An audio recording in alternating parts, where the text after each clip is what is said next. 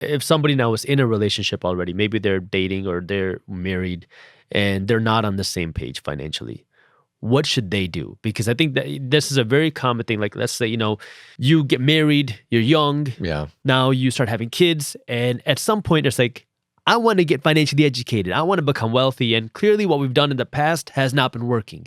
So now one person says, we need to change our financial habits. The other person is still in the, let's spend money, let's have a good time. Who cares about credit card debt? How do you now combat this?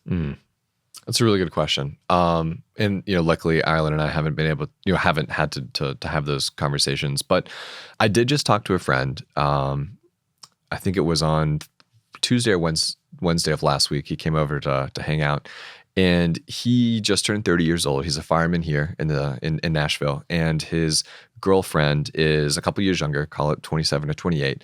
And they are now trying to have those conversations before marriage, and they are not seeing eye to eye. He's making, call it $55,000 a year.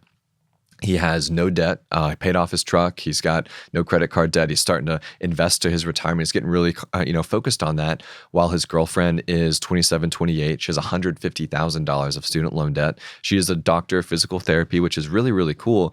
But she, in his, from his perspective, she still wants to, kind of keep pushing that down the road. Doesn't really care about investing or things like this. She wants to live for the Instagram, live for the Instagram stories and the highlights there, right?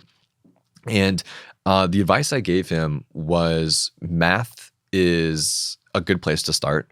At the end of the day, it's really hard to argue with the math. So if you can sit down with someone and have a civil conversation and say, listen, here's where we are today. And this is how much, because we did A, B, C, X, Y, Z on our credit cards, here's how much we had to pay in interest last month on this debt.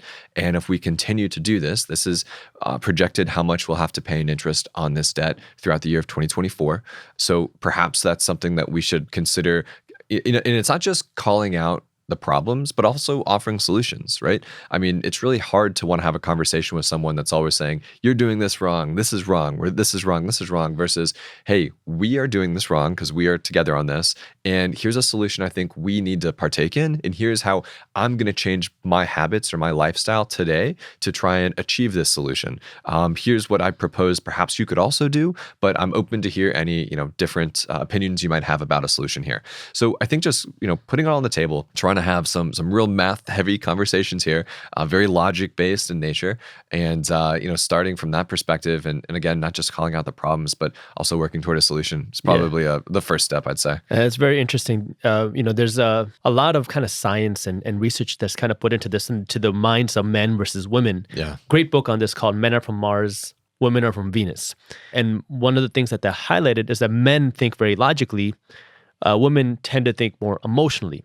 And what that means now is, if we talk about it from a perspective of a money conversation, it's a little bit easier to talk to a man about money with logic. That's just kind of the way the men's brains are wired, versus women's brains are a little bit more emotionally wired, which means that sometimes, some relationships will be different. But in the general, if you want to get a woman to understand more about money, it might be better to take more of an emotional approach of understanding how this could help us be a stronger family and kind of the emotional side. So that might be something to consider as well. What you said earlier is 100% right, that money issues are one of the leading causes of divorce. And one of the most difficult parts, and this could be in a relationship, this is in business, is the communication side.